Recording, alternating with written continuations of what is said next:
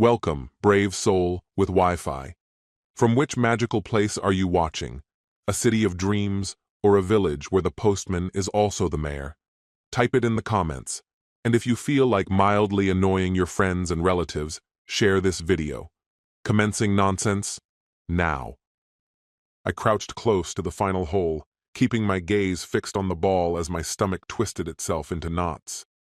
Saturday rounds at Riverview Country Club were supposed to be my sanctuary, yet today, the soft whisper of wind through the trees and the glint of morning dew on the grass barely registered in my mind. The sun sat warm and high above, and my usual foursome was already tossing barbs about my notoriously bad putting game. Normally, I'd fire a comeback without missing a beat. This morning, though, the words wouldn't come. I exhaled slowly and eased the putter forward. The ball tracked cleanly, kissed the edge of the cup, and disappeared. Birdie. For me, nothing short of a miracle. Smooth stroke, Matthew. Harold's voice boomed from behind. He stood near the cart path, waving with that broad grin of his, my boss, my mentor, and truth be told, one of the few people I truly considered a friend. Harold, pushing past 60, was built like a bulldog, loud as a brass band, but soft at heart. He clapped a heavy hand on my shoulder as we walked off the green. Guess I'll have to give you more Fridays off if this is what it does to your short game. I forced a smile. At this rate, I'll be running circles around the senior tour before you know it. The joke landed, but the weight in my chest only sank deeper. Harold tilted his head in that way he always did when he was reading me. And after 20 years, he could read me better than anyone. He'd known me not only as a project manager at Carson Engineering, but as a friend who'd watched my kids grow from toddlers into teenagers. If anyone could sense trouble, it was him. We climbed into the golf cart, the faint electric hum filling the silence between us. Harold cleared his throat. So, how's home life treating you? Megan and the kids doing all right? He tried to keep it light, but I caught the concern buried under his tone. I fiddled with the scorecard, debating whether to let everything spill. For weeks I'd been swallowing my doubts, telling myself I was imagining things. But last night I barely slept, replaying every suspicious detail that wouldn't stop gnawing at me. The hushed phone calls Megan dismissed as work stuff, the sudden extra shifts at the clinic, and one name, James from HR, showing up on her phone far too often. I stared at the fairway ahead. Kids are good, I muttered. Brandon just started sophomore year and Emma's wrapped up in her drama rehearsals. A pause. Megan's, well, everyone's healthy. Technically true. Harold nodded as we rolled toward the clubhouse. Glad to hear about the kids. Tell Emma my wife and I wouldn't miss her play next month. He hesitated. And Megan? Still pulling those late-night shifts at the hospital? Yeah, I said, tighter than I meant. St. Matthew's has her swamped. You know how short-staffed nurses are. Harold made a low, unreadable hum. We unloaded our clubs in silence. He didn't voice the question hanging between us, but I heard it anyway. Why is she working so many nights all of a sudden? I'd been asking myself the same thing. Megan swore the marathon shifts were because of a new system rollout at the hospital. More charts, longer hours. At first, I believed her. She'd always been devoted to nursing. But then the cracks began to show. Last week, she claimed she'd been called in overnight for an emergency, a burst pipe flooding the first floor. The next morning, when I asked about the chaos, she looked at me blankly. What flood? She said, genuinely confused. Strike one. 2 nights ago, she came home 3 hours late, muttering about patient charts. There was a faint trace of wine on her breath. Hospitals don't serve Cabernet in the ICU. Strike two. And yesterday, that sealed it. Megan was in the shower when her phone lit up on the counter. I shouldn't have looked. We never kept secrets. But the name stopped me cold, James HR. The message read, can't wait for Sunday, same spot. Love you. Strike 3. Sunday was tomorrow. She'd told me she was on another overnight shift. Those words burned into my head. Love you. Same spot. Not professional, not innocent. Even as I sank that birdie putt, bile had crept up my throat. By the time we handed in our scorecards at the clubhouse, Harold must have sensed the storm cloud hanging over me. He gave a lazy wave toward the 2 guys in our group, the kind of gesture that said we'd catch up over lunch. Once they wandered off, his focus zeroed in on me. "Matthew," he said, reading my face, "you've got something weighing on you. Is this about work? If it's the Johnson proposal, relax. We'll have it tied up by Monday." My throat tightened before I answered. Harold and I went back years.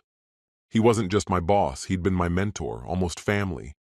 And on top of that, he was Vanessa's father. Vanessa, who was both my coworker and one of my closest friends. Part of me wanted to unload everything right then, to hear someone tell me I wasn't losing my mind. "It's not work," I muttered, eyes tracking a pair of geese waddling across the putting green. The quiet of the golf course felt cruel, mocking the storm tearing me apart inside. I lowered my voice even further. "I think something's wrong with Megan, really wrong." Harold's expression hardened with concern. He guided me toward the shade of a massive oak by the clubhouse veranda. Laughter and clinking bottles carried from nearby golfers on the patio, but to me, the world had gone muted, like sunlight snuffed out. I sucked in a shaky breath and let it all pour out. The sudden absences, the flood incident, the cryptic text from James. Every detail sharpened the nightmare I'd been trying to deny. My hands wouldn't stop trembling when I mentioned that text. "Jesus," Harold muttered, dragging a hand through his salt and pepper hair. "Do you even know who this James is? You said HR?" I shook my head. "Never met him. Didn't even know there was a James in HR until I saw that message. Megan never mentioned him. Not as a friend, not in passing, nothing." My jaw tightened. HR at her hospital. That's admin, right? But saying love you, that's not work language, Harold. "No," he said flatly, "it isn't." The wind rustled the oak leaves overhead as silence settled between us. Finally, Harold put a steady hand on my shoulder. "Matthew, I know this is hell, but you can't keep pretending it's not happening. You need the truth. You deserve that much. The truth." I'd been dodging it, terrified of confirming my worst suspicion. But Harold was right. Living in denial while my wife might be cheating, not an option. I gave a stiff nod, resolve hardening in my chest. "I'll find out, one way or another." Harold's sternness softened. "Good. And whatever happens, Vanessa and I have your back." At the mention of his daughter, my friend, I managed a faint smile. Vanessa and I had started at Carson around the same time. She was 10 years younger than me, mid-30s, sharp as a blade, fearless. Over the years, she'd become like a kid sister, one who could drink me under the table and curse me out if I deserved it. If anyone at work could see through me, it was her. I thanked Harold and promised to keep him in the loop. He told me to forget about the Johnson proposal, to take the rest of the weekend, even Monday, to get my house in order. "Clear your head. Deal with home first," he said. "Work can wait." Walking to my car, I felt a strange mix of dread and grim determination. Tomorrow was Sunday, Megan's so-called overtime shift. The day she might be meeting James. I had less than 24 hours to decide what to do. Sliding into my SUV, I glanced at the crumpled scorecard in my hand. On impulse, I scribbled down the phone number I'd found in Megan's logs, James's number. My pulse hammered as I ran it through a reverse lookup app. The result appeared instantly. Jacob James Dalton, Director of Human Resources, St. Matthew's Medical Center. So he was real. Bile rose in my throat. I'd even crossed paths with him once, a hospital fundraiser last year. Megan had introduced me to some tall guy in a suit with a beard. I barely remembered him, a bland handshake, a forgettable smile. Now all I could picture was that same man's hands on my wife. I crumpled the scorecard before I ripped it to shreds. Fine. If Megan was meeting him tomorrow, I'd be there. Watching. No more guessing. I started the engine. My phone buzzed. A text from Emma. "Dad, can you pick me up from rehearsal at 4 instead of 5? The director dismissed us earlier than expected." I glanced at my watch, 3:30 p.m. Amid the noise in my head, I nearly forgot. I had promised to pick her up from school. My daughter, 17, sharp, vibrant, didn't have the faintest clue about the storm brewing behind the scenes. She was waiting, expecting me. I fired off a quick text. "On my way. Be there soon." The drive unfolded in a haze, colors muted through the windshield. I forced myself to focus. Emma and Brandon were still in the dark, and I wasn't about to drag them into this unless there was no other option. Not yet. Not until I had something concrete. They adored their mom. Whatever fractures ran through my marriage to Megan, she had always been good to them. The thought of tearing down that image, of making them see her in a new, cruel light, twisted something deep inside me. When I pulled up to the curb, Emma was laughing with a friend, her voice bright against the chilly afternoon air. She waved goodbye, jogged to the car, and slid into the passenger seat. Her gaze landed on the golf clubs tossed in the back. "Hey, Dad, how was golf? Did you finally crush Mr. Thompson?" she teased, buckling her seatbelt. I forced a smile, wiped the floor with him, birdied the last hole, if you can believe it. "No way!" she gasped dramatically. "Mom's going to be so impressed. She always says you should pick a less boring hobby." Her mention of Megan stung sharper than I expected. Emma didn't notice. She kept talking. Gossip from rehearsal, plans for the winter formal, the endless chatter of a teenager I clung to like oxygen. Proof, in its own way, that not everything in my world was falling apart. I nodded and threw in the occasional "uh-huh," and "that's great," but half my mind was already somewhere else, building the framework for tomorrow night.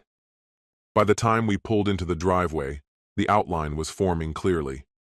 Megan's last text mentioned meeting at the usual place on Sunday. If it really was usual, it could be a hotel, or maybe some restaurant off the beaten path. I'd have to follow her to find out. But first, I needed to figure out what to do with the kids. "Hey, Em," I asked casually as we stepped into the kitchen. "Got plans tomorrow night?" She dropped her backpack onto a chair, grabbed a soda from the fridge, and shrugged. "Not really. Maybe review for that calculus test on Monday, why?" "Just checking," I said evenly. "Might have to run out for a bit tomorrow evening. If I'm not back by dinner, you and Brandon cool with ordering pizza?" She cracked the tab open and took a sip. "Sure. Isn't Mom working late tomorrow anyway?" "She is," I said, crouching to untie my sneakers so she wouldn't see my jaw tighten. "Just making sure you two don't starve without us old folks." Emma laughed. "Dad, we're not little kids. We'll be fine." She paused, then studied me with a softer expression. "You okay? You seem, I don't know, tired." I pulled her into a side hug. "I'm fine, sweetie, just worn out. Might head to bed early tonight." That part wasn't entirely a lie. I did plan to turn in early, or at least make it look that way. I had to slip out later, grab a few things for tomorrow, a voice recorder, maybe a cheap camera with decent zoom. If my gut was right about Megan, I'd need proof. The rest of Saturday crawled by like I was haunting my own house. Megan came home around 6, cheerful, carrying Chinese takeout. She laughed with the kids at the table, her voice warm and familiar. I studied her quietly, cataloging details. Freshly washed hair, a trace of lipstick, casual jeans and blouse, but polished. More effort than a grocery run demanded. In her late 40s, Megan could still turn heads. Tonight, she looked every bit the perfect suburban mom. The thought made my stomach turn. Had those same lips, the ones laughing with our son over egg rolls, whispered, "I love you" to someone else? Dinner passed without incident. I kept my responses short, polite. If she noticed the tension, she didn't mention it. Or maybe her mind was elsewhere. She mentioned an overnight shift at the hospital tomorrow and wanting an early night. I nodded, catching Brandon's exaggerated eye roll, his mom always working. After dinner, I excused myself with a muttered comment about a headache. Megan kissed my cheek on her way past, and I stiffened, which she must have chalked up to fatigue. She didn't press. Later, around 10, I heard her moving through the house, saying goodnight to the kids, shutting off lights. I lay there in the dark, heart hammering, waiting for the quiet to finally settle. I assumed she was taking her own advice and catching up on sleep. Fine with me. Once I was certain she'd retreated to what we technically referred to as our bedroom, a label that scraped against my nerves every time I thought it, I eased out of the guest room where I'd been lying awake. Careful not to make a sound, I crept downstairs and slipped quietly through the front door. For the next hour, I drove aimlessly between a 24-hour megastore and an electronics place on the other side of town. I paid cash for everything, a slim digital voice recorder small enough to stash anywhere, and a compact camera that could still catch decent footage even in dim lighting. The camera included a dashboard suction mount. I also picked up a prepaid cell phone, a burner, for conversations I didn't want showing up on our shared phone plan. If things got ugly, Megan couldn't see texts or calls I might have to make. When I returned, the house was silent. Everyone was still asleep. I ducked into the study and spread out my new gear like tools laid out for a covert mission. I loaded fresh batteries into the recorder, tested how far it could pick up sound, wiped the camera's memory card clean. My hands trembled as I worked. Absurd, really. I felt like a nervous recruit at some spy agency, sweating over his first assignment. Calm down, Matthew, I told myself. This is just insurance, a contingency plan. Maybe I'd tail her and find nothing at all. Maybe she really was headed to work, and that strange text had been some bizarre fluke. But deep down, I already knew the truth. I was done pretending otherwise. Before turning in, I locked the devices in my desk drawer, out of sight, out of mind. Then I went back to the guest room. Lately, I'd been sleeping there whenever Megan was on call. That had always been my excuse. She came home at erratic hours and I hated being jolted awake.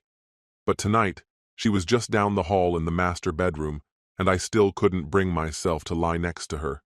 I'd claimed I was coming down with something earlier, told her I didn't want to pass it on.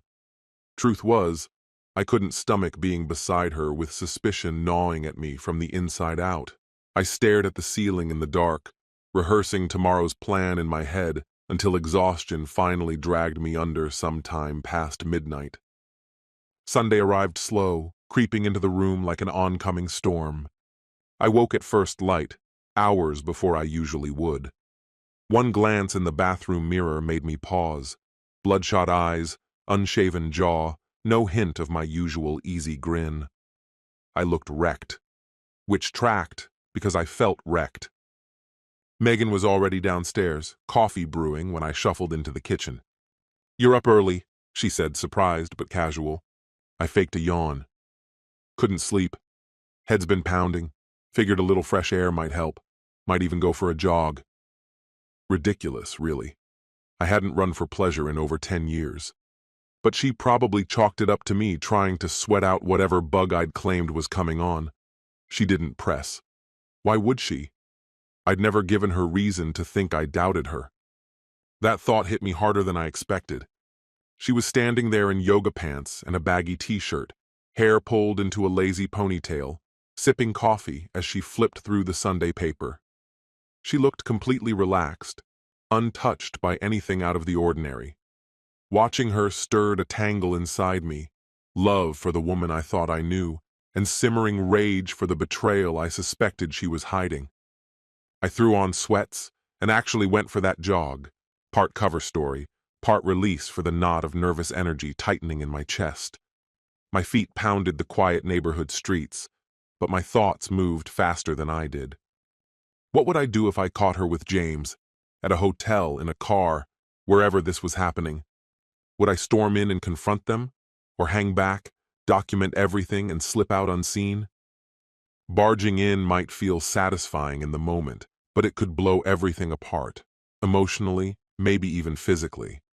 I couldn't swear I wouldn't put James in the hospital if I saw him touch her. That would just land me in jail and make things worse.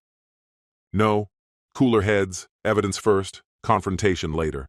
Harold's old advice came back to me. Something about competing with ruthless people. Stay tactical, not emotional. That's exactly what I needed now. If this ended in divorce, I'd need leverage. If Megan tried to flip the script, play the victim, I couldn't afford to lose control. By the time I got back home, I had a rough plan. Watch, gather proof, talk to a lawyer as soon as I could, and only then confront her. Rage could wait. Strategy came first. There's a saying about revenge being best served cold. Well, mine was about to come straight out of the freezer. The hours crawled by. Megan spent the afternoon drifting between folding laundry, watching Netflix, and scrolling through her phone. Every little notification made my jaw tighten. I stayed out of her way, killing time in the garage, counting the minutes until whatever was coming finally happened. I adjusted the small camera clipped to my dashboard, tweaking its angle until the view was perfect, then linked the feed to my phone. It wasn't anything high-tech, just a basic model, but it would do exactly what I needed. By the time the clock touched 6, Megan was already preparing for her night shift. She slid into her pale blue scrubs, tying the drawstring at her waist, and bent to lace the soft sneakers she wore every evening. Seeing her dressed that way, ordinary, familiar, struck me in the gut. It was the picture of calm normalcy, a woman heading off to help strangers, the way she always claimed. She leaned down toward Emma, kissed her on the forehead, and whispered, "Be good. Finish your homework. I'll see you in the morning, sweetheart." The gesture was so natural, so convincing, it almost fooled me into believing nothing was wrong. She walked into the kitchen, where I stood pretending to busy myself with the remains of dinner I'd thrown together for the kids. I forced my voice to stay casual. "Heading out?" Megan grabbed her keys and gave me a faint, tired smile. "Yeah, thinking of swinging by for a latte. I'm dead on my feet tonight." I nodded, careful not to say too much. Every extra word felt like a chance to slip up. Adrenaline already pulsed through me, making my throat feel tight. "Stay calm. Don't tip your hand." For half a second, she studied me, her gaze lingering, almost searching, as though she sensed something beneath my calm exterior. I turned away quickly, fussing with a crumb that wasn't there. "Well, have a good night," she said at last. She leaned in and brushed her lips against my cheek. It took everything I had not to recoil. "You too," I mumbled, forcing what I hoped passed for a smile. From the living room, Emma's voice rang out, "Bye, Mom. Love you." A moment later, the front door closed, followed by the low hum of Megan's car as it eased down the driveway. I parted the blinds just enough to watch her silver sedan back out and disappear around the corner. My heartbeat pounded in my ears. This was it. I waited 2 full minutes, long enough to be certain she wasn't circling back, before moving. Emma was curled up on the couch, bent over her textbook. I leaned into the doorway. "Hey, Em, I've got to run that errand I told you about, okay? I might be gone a bit." She looked up, brows knitted slightly. "Sure, Dad. Everything all right?" I eased my face into something softer, less tense. "Yeah, just returning something to a friend." The lie came too easily. "Brandon's upstairs if you need anything. Don't wait up for me." Before she could ask anything else, I stepped out into the fading daylight. My SUV sat waiting in the driveway, dark blue, unremarkable, perfect for blending in with traffic. Sliding behind the wheel, I pulled up the live feed from the dash cam. The shaky image appeared on my phone's screen, clear enough. Good. I slipped a small voice recorder into my jacket pocket. If I got close enough, I wanted audio proof too. My palms were slick against the steering wheel as I eased the car out onto the street. I had a hunch where Megan might go first. Her messages hinted at same place, though I wasn't sure what that meant. A coffee shop? A quiet bar? Somewhere secluded? Or would she head straight for a motel? She'd probably wait until she was clear of the house before calling James. On the burner phone, I already had his number saved, still undecided if I'd use it to bait him or track down his wife. One step at a time. I rolled slowly through the neighborhood with my headlights off, not risking the glow giving me away in her rearview mirror. She'd had a head start, so I pressed down on the accelerator, scanning for her silver sedan. If I were sneaking off to meet someone, I'd probably stall first, grab coffee, maybe change clothes. But in scrubs, she didn't need the cover. They were perfect camouflage. My question was answered when a red light brought me to a halt. Across the intersection, I spotted her car easing into the Starbucks drive-thru. Typical. She had mentioned a latte. I hung back, keeping my distance as she collected her drink and pulled back onto the road. Several cars stayed between us, my focus narrowing to the taillights I knew by heart. It felt like a scene ripped straight from a tense thriller, except this was real. Megan merged onto the highway heading east. The hospital, St. Matthew's, was west. My hands clenched tighter on the wheel. Her right blinker flashed, signaling the eastbound ramp. And there it was, the first undeniable proof. Megan wasn't going to work. I eased across a couple of lanes, keeping just far enough back to avoid notice but close enough that I wouldn't lose sight of her. Dusk had already surrendered to night. Only the amber pools of streetlights and the glow from my camera's night setting framed her taillights in my lens. The drive stretched on for 20 long minutes. Bit by bit, the city fell away behind us. The steady rhythm of traffic thinned as skyscrapers gave way to the silent outskirts, where lonely strip malls and gas stations yielded to dark fields and narrow two-lane roads.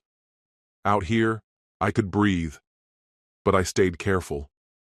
I let a car or two slide between us when I could, or drifted into the next lane to keep my shadow invisible. Her car kept a calm, even speed. I imagined her humming along to some radio tune, blissfully unaware that the man she kissed goodbye earlier now followed her like a reluctant investigator. At last, she veered toward Brookdale, a quiet little town clinging to the city's edge. Smart move. Fewer eyes to recognize her, fewer whispers to follow. I slowed at the exit ramp, letting an aging pickup slip ahead to act as my buffer. Together, we rolled into a stretch of neon-lit strip fronts and buzzing sodium lamps. She turned onto a side road lined with aging motels, a Motel 6, then a Red Roof Inn. My pulse spiked. Was this her stop? But she kept driving. A minute later, her blinker flared, and she swung into the lot of Clayton's Bar and Grill, a dim, tucked-away pub I only knew because she'd mentioned it once or twice. A favorite spot for nurses to unwind after shifts. Sunday night left the place quiet but alive, a scattering of cars in the lot, just enough patrons inside to disappear into, enough movement to cover shadows like mine. I didn't pull in behind her. Instead, I cruised past and parked in the lot of the Red Roof Inn, a little higher up the slope, perfect for a clear view across the narrow street toward Clayton's door. Headlights off, I sank low into my seat. Through the camera zoom, I caught her stepping out of her car, a paper latte cup dangling from her fingers. She glanced at her phone, probably firing off an "I'm here" text, before slipping inside. To a stranger, she might have looked like any tired nurse grabbing a late bite. To me, she was something else entirely. 5 slow minutes dragged past before another car pulled in. A dark gray BMW, sleek and polished. When the driver stepped into the glow of the streetlight, I recognized him instantly. James Dalton. Taller than I'd imagined, early 50s, neatly kept beard. Tonight he'd ditched the suit for jeans and an open-collared shirt, casual but still carrying that corporate shine. His gaze swept the lot once, then he disappeared inside after her. My chest tightened. There he was, the man sleeping with my wife. Not a ghost, not a suspicion, flesh and blood. I forced my breath steady, fingers uncoiling against the steering wheel, no charging in, not yet. I left my car in the shadows and crossed the street on foot, tugging a baseball cap low to blur my face. They wouldn't expect me here, but I wasn't about to gamble. Clayton's had a side entrance by the dumpsters. Smokers from her hospital used it often. That was my way in. The bar air hit me thick with fryer grease and stale beer. Tom Petty drifted low from the jukebox. Dim lights cast the place in soft gloom. A few older regulars hunched at the bar, a couple playing pool, scattered booths along the walls. I saw them immediately. Megan and James sat tucked into a corner booth, angled away from the windows, shadows shielding them from casual glances. A basket of fries lay between them, 2 half-drunk beers beside it. So much for the latte. They leaned in close, voices pitched low.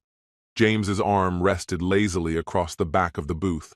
Megan toyed with a fry, cheeks flushed, her nervous fidget paired with a teenager's giddy excitement.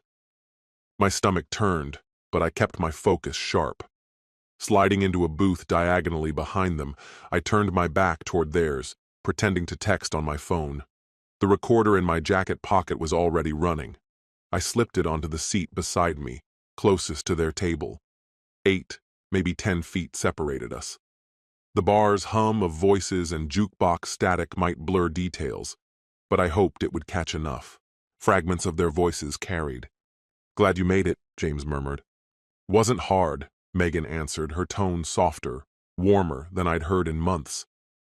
"Matthew doesn't suspect anything. I told him I was working. He never questions it." My fists clenched under the table. "Doesn't suspect anything." James gave a low laugh.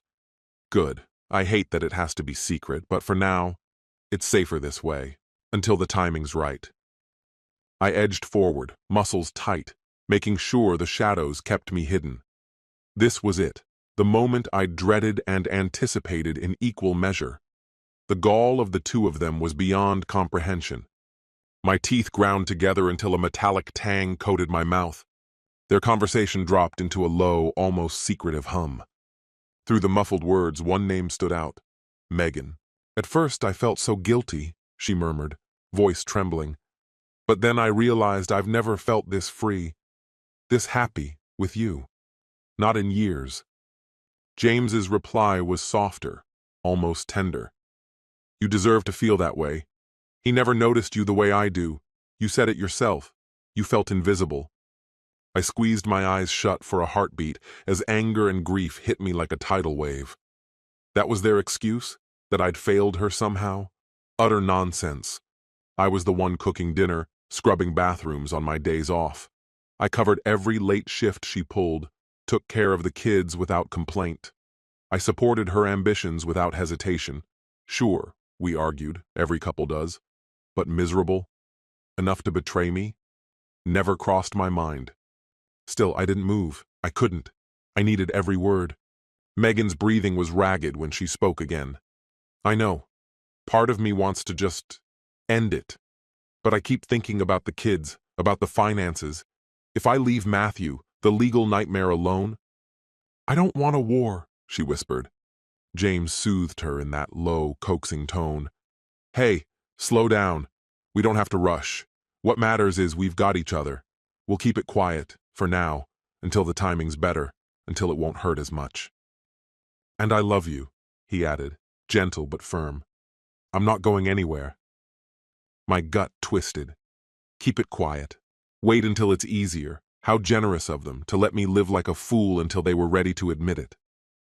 Megan sniffled. Tears, maybe. Then the faint sound of movement. Him holding her. My fingers curled tight, nails digging half-moons into my palms. I dared a glance, tilting my head just under the brim of my cap. There they were, her face buried in his shoulder, his hand gliding through her hair. Intimate. Careful. I wanted to vomit, or break something, or both. But I stayed still, cold, methodical. Slowly, I angled my phone behind me and snapped a few quick shots. The lighting was dim, their booth tucked away, but one photo captured Megan leaning into a man that was very clearly not her husband. Not perfect proof, but damning enough. Eventually, they separated, sipping their drinks as though nothing had happened. I crouched lower, pretending to tie a shoe, sliding my phone closer to catch more of their words. Their talk shifted, and what I overheard next turned my blood cold. James chuckled softly. "So, been thinking about that thing we discussed? You and me, working together?" "Working together?" My brow furrowed. Megan's tone brightened. "Yeah, I even looked up clinics around here that might need someone in management. If I went into healthcare administration, maybe someday we could partner. But that's years away." James brushed off her hesitation with a scoff. "Forget the degrees. You've got the skills. Once things calm down, I can bring you in at my department. Hell, maybe even bump you up to assistant VP if my plan comes through." She laughed quietly. "Assistant VP? Isn't that the job your wife's dad helped you land in the first place?" I nearly gasped. His wife's father? So that's how he climbed the ladder, nepotism. James snorted. "Old man Bridges? He's stepping down from the hospital board soon. Once Sharon and I are done, his influence won't mean much. Truth is, I think he's tired of covering for her anyway." Sharon? His wife? Bridges? The father, tied to the hospital board? Interesting. Megan's voice softened, hesitant. "So you really are thinking about divorcing her?" You've never actually said it out loud. James's reply was barely audible. I had to strain to catch it. Sharon and I stopped being a real couple years ago. We're basically just housemates. I only stayed because of the kids and her father's clout. But love? No. Meeting you showed me exactly what I've been missing. I hadn't officially filed anything yet, but every possible move sat in front of me like cards on a table. The prenup complicated the picture. He'd insisted on one before the wedding, his non-negotiable condition. Not that I ever wanted his money, that was never the point. Megan muttered something under her breath, too soft for me to catch. Then James's voice followed, steady and composed. Let's just handle this one step at a time. He promised they would eventually leave their spouses. Then, finally, they'd be together. A faint sound followed, maybe a kiss. Forehead, cheek, lips, irrelevant. I almost gagged right there. But amid the nausea, clarity struck like a bolt. James wasn't some meaningless fling to her. They were planning a future, carefully pacing themselves. Both knew divorcing now would be costly, and neither wanted the financial fallout. So they stayed quiet, maintained the facade, and waited for the perfect opening. Considerate? No, cowardly. And James, he had his own strategy. That prenup? It worked against him. Ending things with Sharon, his wife, would come at a steep price. Maybe he was waiting for leverage or simply biding time until his father stepped aside. Lucky me, overhearing all of it. They believed they controlled the timeline. They were wrong. I was holding the trigger now. Then there was the Bridges angle. That name had surfaced before, Bridges Foundation. I remembered seeing it engraved on a hospital fundraiser plaque. Megan's lover connected straight to Sharon Bridges' father, maybe a board member, maybe high up in the AMA. Either way, that detail begged for deeper digging. Their whispered sweetness continued, nauseating declarations about how safe she felt with him and his worshipful insistence that she was amazing. Finally, Megan mentioned needing to drop by the hospital for a few hours to keep up appearances. Smart move, clock in, be seen, pretend she'd been working late. James said he'd head home. They settled the bill and slipped out together. Their arms brushed, and in the parking lot they briefly embraced before parting ways. I stayed inside Clayton's, waiting until they were long gone. No risk of my car being spotted trailing them again. Not that I needed to follow. Tonight gave me everything I needed. For the first time in nearly 2 hours, I let out a full breath. The tension in my chest loosened. My legs still trembled as I retrieved my recorder, stopped the file, and slid it into my pocket. Time to go. From my car, I watched James's BMW speed toward the wealthy West Side, the neighborhood where hospital executives like him and Sharon lived. Megan's sedan turned toward the highway, heading back to the hospital, just as she'd claimed. I gave her 5 minutes, then pulled out myself. The drive home was chaos inside my head. Heartbreak slammed into fury, which collided with dark amusement at their arrogance. But beneath all of it was something sharper, resolve. I had proof now. A map of their scheme. They thought they were meticulous, stacking their dominoes carefully. Fine. I'd upend the whole board before they even saw it coming. By the time I turned into my driveway, it was close to 10. Phase 2 was already forming, legal warfare. Emma was asleep on the couch, her geometry textbook spread across her chest. Brandon sat in his room with a headset on, immersed in some online game. Neither had the faintest clue about the storm about to hit. Quietly, I slipped into my study. I plugged the recorder into my computer. The playback came through clear, muffled in places, but the incriminating parts were undeniable. I told him I'm working, and we'll both get out of our marriages eventually. I saved the file, backed it up onto a flash drive. Next were the photos. Grainy, dimly lit, but unmistakable if you knew what to look for. One frame clearly showed them embracing. Combined with the audio, it was enough. Step 1, complete. I opened my browser and searched for local divorce attorneys. If this was going to get ugly, and it would, I needed someone ruthless. One name surfaced, familiar from a friend's brutal divorce last year, Henderson and Tate. Their reputation? Unyielding. They'd secured him a settlement that left his ex reeling. I saved their number. No hesitation. I'd be at their office first thing in the morning. Megan would probably drift in late tonight, pretending everything was normal. Perfect. I'd have the papers in motion before she even realized I knew. One more thought lingered. Sharon Bridges. Should I tell her? Part of me thought she deserved to know.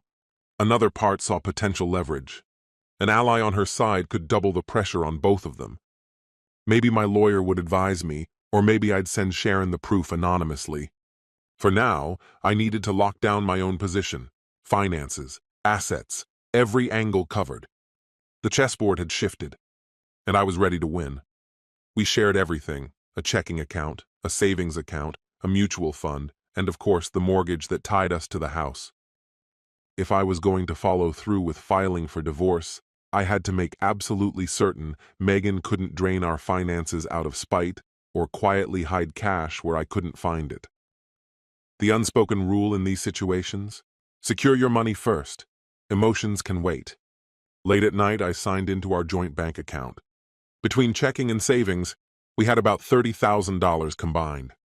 I transferred half into an old account I'd opened long before the marriage, an account I'd barely touched in years. The other half I deliberately left where it was, enough to keep everything looking normal and avoid raising suspicion. This wasn't about cutting her off entirely. I just couldn't leave every cent exposed. I updated the password on my personal account just to be safe. The mutual fund and my 401k were trickier. Some accounts were joint, others were mine alone but bound by strict regulations. Touching retirement funds without legal guidance could get me into serious trouble. So, for now, I left those alone. Better to let a lawyer walk me through the minefield later. But shifting some liquid cash out of reach? That felt both prudent and justified. Then came the house. Technically, it was mine, inherited from my aunt years ago. But after refinancing together and both paying into the mortgage, divorce would almost certainly treat it as marital property. If one of us moved out, a fight over who stayed was unavoidable. Quietly, I began gathering every document that might matter: property deeds, car titles, tax returns, bank statements, pay stubs, anything that could prove ownership or income. Most of it sat in the home office filing cabinet. I spent an hour scanning everything into PDFs, then backed the files up to multiple drives. If this turned ugly, I wasn't going to risk critical paperwork mysteriously vanishing. By the time I finished, midnight was creeping in. The adrenaline that had fueled me gave way to exhaustion, leaving my limbs heavy. I set my alarm for 6 a.m. Tomorrow needed an early start. Tomorrow was the first move in the endgame. Lying in the dark, I felt an unexpected calm settle over me. The uncertainty that had eaten at me for weeks was gone. For the first time, I understood the battlefield I was standing on, and I finally had a plan. Yes, the pain cut deep, sharp as a knife. 20 years of trust shattered overnight. But turning pain into action gave me something I hadn't felt in weeks: control. In my mind, I saw a chessboard. Megan and James thought they'd been playing in secret, assuming I was blind to their moves. They were wrong. It was my turn now. And I intended to win, financially, legally, morally. Tomorrow, the counterattack would begin. Part 2, laying the trap. The alarm buzzed at dawn, yanking me from a restless sleep. For a moment, I just stared at the ceiling, letting it sink in. This was day 1. I stepped into the shower. Cold water jolted me awake, steadying my nerves. When I faced the mirror afterward, the man staring back looked hollow-eyed but resolute. That would have to be enough. No space left for hesitation now. By 6:30, I was dressed: pressed shirt, slacks, no tie. Comfort mattered more than formality. These consultations could drag on for hours. The kids were still asleep. School was closed for a teacher workday, which spared me the chaos of the usual morning routine. I brewed coffee in silence, pacing the kitchen, counting each second as it passed. Megan's shift usually ended around 8. If she followed her pattern, she'd stumble in complaining about work, grab a shower, and collapse into bed. I needed to be home before that happened. The law firm I'd chosen, Henderson & Tate, opened early at 7:30. I planned to be their first client through the door. At 7 sharp, I knocked softly on Brandon's door. A groggy grunt answered. "Hey, buddy," I whispered. "I've got to run to the office for a bit. Something urgent came up. Can you watch your sister if she wakes up? Make sure she grabs breakfast?" Brandon rubbed his eyes, clearly annoyed at being awake so early. 19 years old, home from college for winter break. Mornings weren't his thing. Still, he nodded. I'm fine, really, just something at work, I lied without hesitation when Dad asked. Should I pick up donuts on my way back? I added, hoping humor might soften the moment. That did it. His eyes lit up, and he gave me a lazy thumbs up before sinking deeper into his pillow. Before leaving, I scribbled a note for Emma and stuck it on the fridge. Went to grab breakfast. Be back soon. Love, Dad. If she woke up while I was gone, at least she wouldn't panic.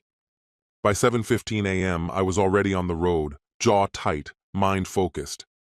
The city was just shaking itself awake. Commuters crowding intersections, yellow buses trundling through neighborhoods, cafes unlocking doors and turning on lights.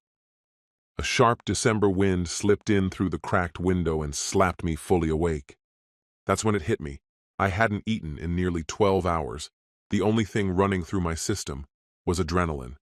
My stomach twisted with hunger, but somehow I felt more wired than exhausted. The law offices of Henderson and Tate occupied a sleek glass tower downtown. I parked, rode the elevator to the 10th floor, and stepped into their quiet lobby. The receptionist was still halfway through her first coffee when I arrived. Luck was on my side. Mr. Henderson himself, one of the firm's senior partners, was available and willing to meet immediately. Maybe it was the urgency in my voice during the phone call. Or maybe the mention of suspected infidelity and significant marital assets had piqued his interest. Divorce attorneys, I figured, didn't often turn down a case with this much potential drama. Through the glass walls of the conference room, I caught my own reflection, a worn, tense man, shaking hands with a sharply dressed attorney in a tailored suit. Henderson didn't waste time. So, Mr. Carson, he began, pen clicking as we sat down. You said you're thinking of filing for divorce. Let's walk through the details. I drew in a steady breath. For the next 30 minutes, I laid everything out, calm, factual, controlled. I passed him printed copies of the text messages and played select parts of the recorded call, just enough for context. I'd even typed up the most incriminating lines at 2 in the morning. Henderson's brows lifted slightly when he read one particular sentence. It has nothing to do with my marriage. He doesn't suspect a thing. We'll leave them eventually.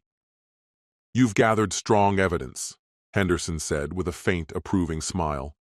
Pennsylvania's technically a no-fault state, but proving fault, like adultery, still carries weight.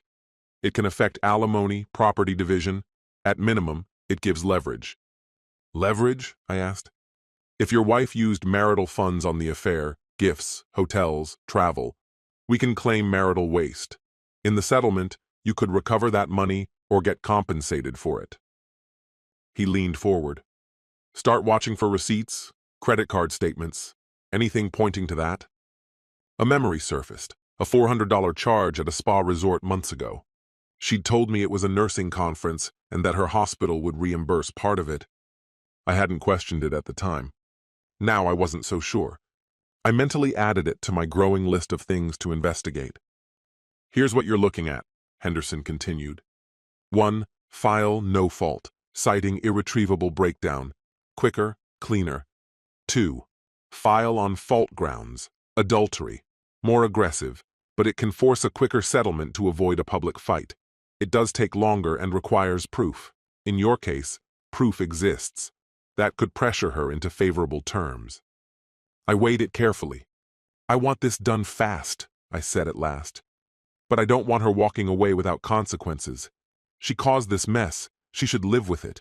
And when the truth about her partner surfaces, neither of them will escape the fallout. Reconciliation isn't even an option.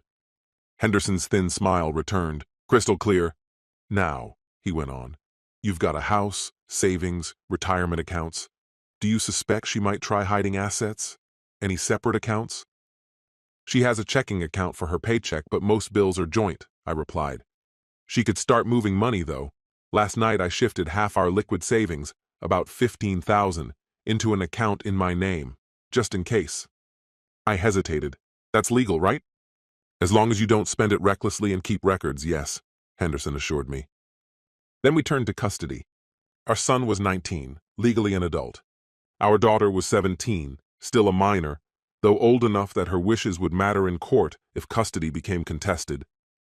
Emma was only a few months away from adulthood, which complicated the custody battle but didn't make it impossible. I was convinced that once she knew everything, she would side with me. My lawyer and I had developed a quiet plan: aim for a cooperative split of property on the surface, but keep the evidence of her affair hidden in reserve, leverage to avoid paying alimony or losing the house if things went south. "Does she suspect you know?" my attorney asked, voice measured. "Not at all," I said. "She thinks I'm still in the dark." "Good," he replied with a faint nod. "Catching her off guard could work to your advantage." He leaned back in his chair, already shifting into strategist mode. "We could start the paperwork today, file immediately, serve her tomorrow if you want. Do you know her schedule? We might even time it so she doesn't see it coming." I weighed the options. Tomorrow was Monday. She'd probably be on a daytime shift, especially after the lie about working nights. Serving her at the house risked Emma seeing the whole thing, but handing her papers at work? That could cut deeper, though it might humiliate her in front of everyone, including him. A petty part of me didn't hate the idea of a process server walking into St. Matthew's admin office, dropping the papers into her hands in front of her co-workers, maybe even James himself. But public humiliation could backfire, especially if it hurt the kids or made me look vindictive. "I'll confirm her schedule tonight," I said at last.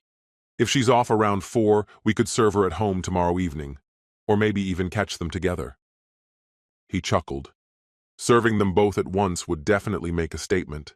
Tricky, though, unless you know where and when they'll meet again." Not yet, I thought.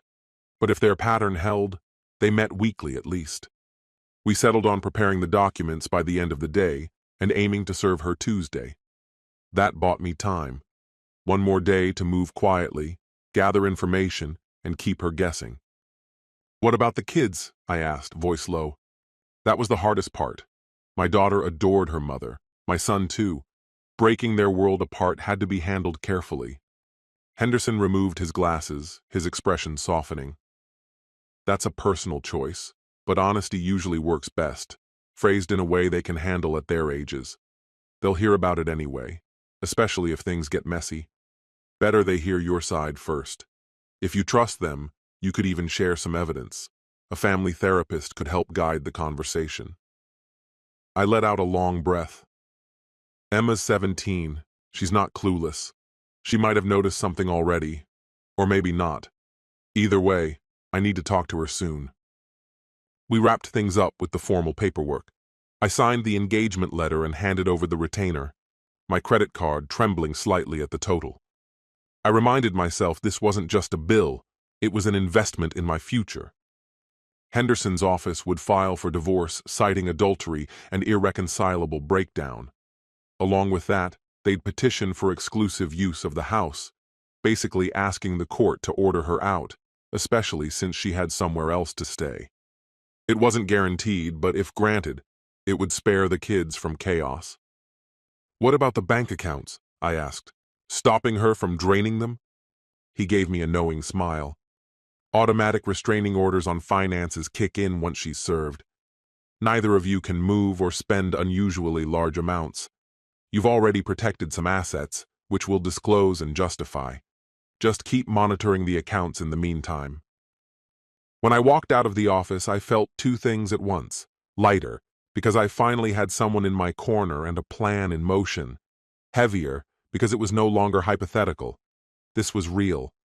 On the drive home, I took one more step, called the credit card company, and removed Megan as an authorized user. She had her own cards. I wasn't about to risk shared debt. Then I emailed HR, citing a personal emergency to take a half day. They approved it. I had the leave saved up. I needed flexibility for whatever came next. By the time I pulled into the driveway, it was just after 8:30 a.m. Perfect. Megan's car was already there.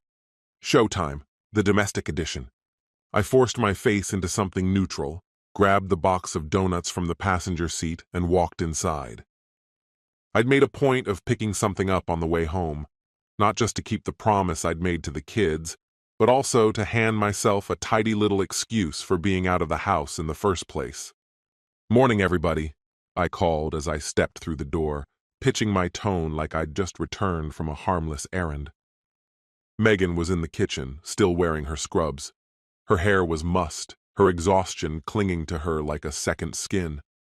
At the sound of my voice, she turned, her face softening into a faint, almost surprised smile.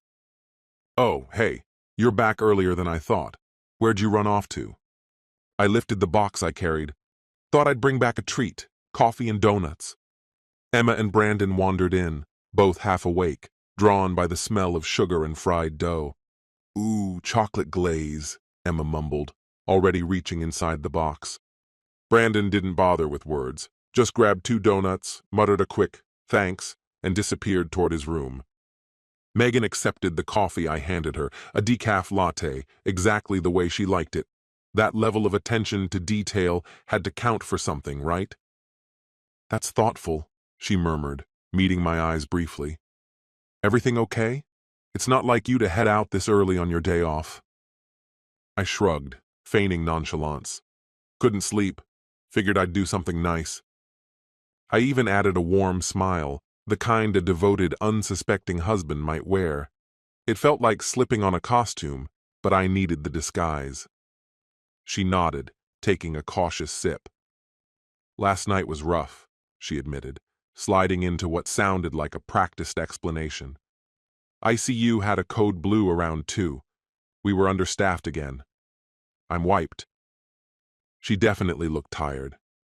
But was that exhaustion from the hospital, or from everything else she was hiding? Hard to know. She'd been gone long enough to make her alibi believable. I softened my voice, careful. "That's rough. Why don't you grab some sleep? I'll keep an eye on the kids." Calling them kids felt strange now, one technically an adult, the other not far behind, but the word helped me keep up appearances. She gave me a grateful smile, her fingers brushing mine. "Thanks, hun. You're the best." Hon, best, the audacity of it. I swallowed the words clawing up my throat and forced a nod. "Anytime. We'll keep it quiet so you can rest." Truth was, I wanted her out of the way. The less she was around, the easier it would be to handle what I needed to do next. Things she couldn't find out about. About 15 minutes later, I heard the shower upstairs. Then silence. I gathered Emma and Brandon in the living room. My focus stayed on Emma. She'd always been sharper, but I had to tread carefully. I couldn't risk either of them running to Megan before I was ready. "Hey," I said quietly once I was sure she couldn't hear us. "When Mom goes down for her nap, can we talk?" Emma blinked mid-bite, powdered sugar on her fingers. Brandon barely looked up from his phone, but he nodded. "Is something wrong?" Emma asked, her voice picking up on the edge in mine. I forced a faint smile. "We'll talk in the den in a few minutes, okay?" She nodded slowly, worry already creeping across her face. I slipped upstairs to check on Megan one last time. She was curled beneath the blankets, damp hair fanning across the pillow, drifting into sleep. I stood in the doorway, watching her. Half of me wanted to scream. How could you? The other half remembered her laugh, the warmth of those early years, and felt the dull sting of heartbreak. But I hardened myself. She'd made her choices. Now I had to make mine. I eased the door shut and went back downstairs. In the den, my improvised home office, I had Emma and Brandon sit. Their unease mirrored the weight I carried in my own expression. I hadn't rehearsed this moment. I wanted to be honest, but dropping the truth on them outright could shatter everything. I needed to measure each word. Clearing my throat, I started. "There's something important I need to talk to you both about. It's about me and Mom." Emma's eyes went wide, panic flashing across her face. "You're not sick, are you? Are you okay?" Her voice trembled on the last word. Brandon glanced between us, tense and silent. They were bracing themselves for divorce, for illness, for something life-changing, and they weren't wrong to. I exhaled slowly, the weight of the words pressing against my chest. "I'm not sick," I said at last. Then quieter, almost reluctant. "But things with your mom and me, they're bad, worse than I've ever let on." Their eyes darted toward each other, silent alarm sparking in the space between them. Emma's face tightened. She always notices everything first. Maybe she'd sensed pieces of this before, but hadn't dared to give them a name. I lowered my voice, measuring every syllable. I think your mom's been seeing someone else. Emma's whisper trembled like glass about to break. You mean, like, a relationship? Her hand flew to her mouth in shock. Beside her, Brandon froze, confusion twisting his face. Wait, are you saying she's cheating on you? I nodded, throat dry. Yeah, I've found things, evidence. I wanted to be wrong, God. I wanted to be wrong. But I'm not. The confession burned as I added, last night, I followed her. I saw them together. My voice cracked despite every effort to hold steady. Brandon's color drained. He hunched forward, elbows on his knees, trying to absorb it. Emma was already crying, silent tears streaming down her cheeks. I met with a lawyer this morning, I murmured, almost to myself. Emma's sob shattered into words. No, Dad, please. You're divorcing her? What if you're mistaken?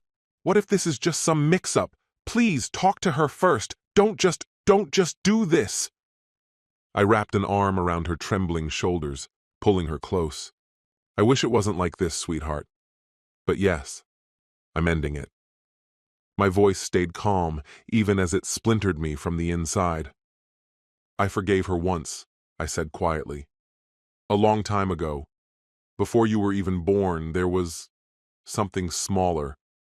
I told her then, cheating is the one line I won't let anyone cross, and now she's crossed it again. I can't go back. Brandon dragged his hands down his face, muttering hoarsely, Damn! He looked up, eyes red. Mom? Mom would do this? To us? His gaze locked on mine, grief and anger tangled together. It's not just to you, Dad. She did this to me and Emma, too. He wasn't wrong. Her choices had carved through all of us. Emma sniffled, wiping at her wet cheeks. Are you absolutely sure? Could it be, I don't know, just emotional? Something you two could work out with counseling? Her voice clung to a fragile sliver of hope. I wanted to soften it, lie even, but they deserved the truth. I'm sure. I have proof. And it's not just emotional, it's physical. It's been going on for months. They're even talking about being public eventually. Emma's tears shifted to fury, sharp and sudden. That bitch, she spat, startling me. How could she do this? Does she even care about us? Fresh sobs racked her body. All those nights she skipped dinner, missed my recitals, said she was working late. I feel so stupid for believing her. I held her tighter, steadying her shaking frame. This isn't your fault, or Brandon's. This is between your mom and me. Whatever she's doing, it doesn't mean she doesn't love you. She does, in her own way. This is about our marriage, not you two. Truthfully, I wasn't entirely sure I believed that myself. But I couldn't let them carry the weight of wondering whether their mother's love had vanished. That wound would cut too deep to ever heal. Brandon stayed quiet, face pale and tense. Finally, he asked, voice low, So, what happens now? I inhaled, bracing myself. I'm filing for divorce. The papers will probably be served in the next few days. Until then, I need both of you to keep this to yourselves. Don't tell her. If she finds out too soon, she might react badly. I don't want that chaos for any of us. They nodded numbly, still processing, but listening. Of course, Dad, Emma whispered, small but determined. I'm with you, no matter what. Brandon echoed softly, almost to himself. Yeah, I've got your back too. I'm also going to ask that we stay in this house, I added carefully. At least for now. I can't live under the same roof with her after this. It's better, for all of us, if she moves out. Brandon's response was sharp, bitter. Fine by me. I don't want to see her anyway, not after this. Emma, softer, bit her lip. Where will she go? I shrugged faintly. Probably to him, or maybe her mom's place. Honestly, I don't care, as long as she's not here. I glanced at both of them, my voice softening. I know this is going to be hard, not having her around, but No, Emma interrupted sharply, her tone icier than I'd ever heard from her. She doesn't belong here anymore. Let her go live with that creep. Her words left me speechless for a moment, though I understood the fury driving them. Gently, I rested a hand on her shoulder. I know you're hurting, Em. You have every reason to be furious, but I need you to hold off just for one more day. Please, don't say anything to her yet. Don't let her find out what we're planning. Can you do that for me? It was asking a lot of them, yet both kids nodded. I won't say a word until you give the signal, Brandon promised with quiet conviction. Emma hesitated, tears gathering before she brushed them away and straightened her back. Okay, I can do that. Pride and heartbreak welled up in me all at once. They were only kids, yet carrying burdens no child should ever have to bear, and handling it with remarkable strength. You two, you amaze me. I'm so sorry you're stuck in the middle of this. I never wanted our family to come to this point, but I swear to you, I'll do everything I can to make it easier. We fell into a long, tearful hug, clinging to one another. In that moment, we were closer than ever, united by both pain and resolve. From there, the plan was simple: minimize contact with their mother. Emma decided to spend the afternoon studying at a friend's house to avoid confrontation. Brandon planned to stay holed up in his room or head out for a while. Before Emma left, she paused in the doorway, her voice soft but steady.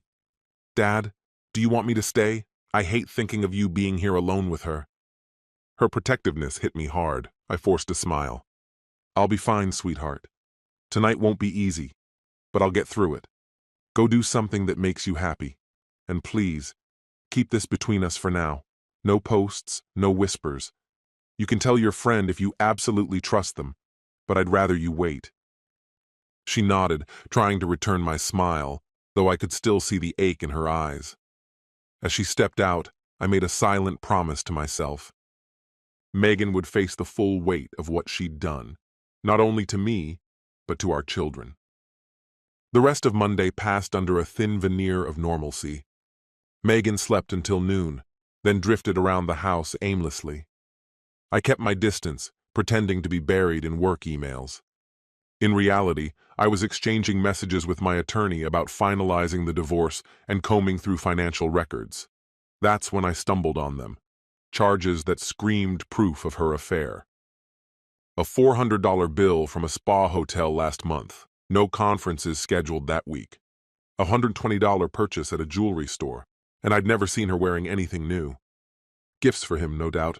I forwarded everything to Henderson, flagging it as possible evidence of marital funds being misused for the affair. His response was brief but reassuring. Good find. Very useful. By mid-afternoon, I set another plan into motion, contacting James's wife, Sharon. The timing had to be perfect. If I reached out too early, Sharon might confront James, tipping him off and giving Megan time to prepare. But if I waited until the divorce papers dropped, I could coordinate with her and catch them both blindsided. I didn't have Sharon's personal number, but a little online digging paid off. Her social media was locked down, yet I found her listed as a board member on a local charity site, complete with an email address. James had mentioned his kids before, plural, likely young, since he'd cited them as his reason for staying in his marriage. A quick search turned up an old society page. Sharon Bridges Dalton, Jacob Dalton, and their children, ages 12 and 9, 2 years ago. Middle school and elementary. My heart sank. Their world was about to fracture too. An anonymous text felt like the least chaotic way to begin. Something brief but undeniable, with proof attached later if needed. I drafted several versions before settling on one. Hi Sharon, you don't know me, but I have information you deserve to hear. Your husband, James Dalton, is having an affair with my wife. She's a nurse at St. Matthew's. I'm divorcing her because of it. I have proof, photos, recorded conversations. I'm telling you because I think you deserve the truth. I'm willing to share evidence if you want. I'm so sorry to have to tell you this. I stared at the message, the weight of it pressing against my chest. I didn't send it. Not yet. Timing was everything. I kept it close, ready to send the moment Megan was officially served, which, by my calculations, would happen late tomorrow afternoon. Perfect timing. James's little world would crumble at the exact same moment. A clean, simultaneous strike. If they wanted each other so badly, fine. Let them have each other, in the ruins of everything they'd destroyed. Let's see how sweet, forbidden love tastes when two families collapse into dust. By that evening, Megan carried on as though nothing had shifted, or at least nothing she'd admit. She rambled about Christmas plans, tossing out ideas for next week like she hadn't already burned the whole house down. I gave her non-committal answers. My stomach knotted so tight it was hard to breathe. Inside, I kept replaying what I'd say when the moment finally came, rehearsing every syllable, every carefully chosen word meant to hit like shrapnel. Dinner passed in an eerie quiet. Emma texted that she'd eat at her friend's place. Brandon grabbed fast food and took off with a buddy. That left only me and Megan, two strangers circling plates of leftover spaghetti in near silence. Her gaze flickered to the empty chairs at the table. "Kids, huh?" she said with a faint laugh. "Never home anymore." I made a low sound, half grunt, half agreement, and kept my eyes on my plate. When we were done cleaning up, she came over and rested her hand on my shoulder like it meant something. "Thanks for taking care of everything today," she murmured, her tone soft, almost grateful.